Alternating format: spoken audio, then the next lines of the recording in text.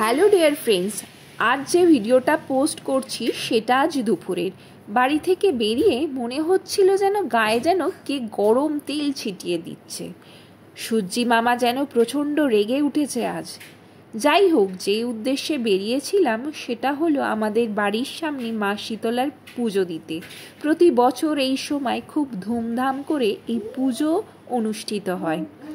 মা সর্বরোগ হরণ করতে ঝাঁটটা সর্প হাতে ধারণ করে। মার হাতের পাখার দ্বারা তিনি সর্বদিক শীতলতা প্রদান করে শান্তি দান করেন।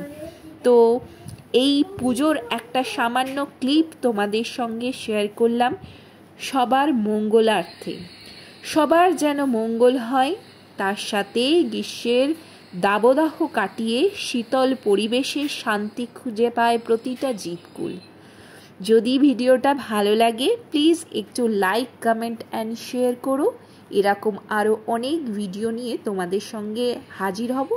এবার তোমরা পুজোটা দেখো, আশা করি প্রত্যেকের খুব ভালো লাগবে।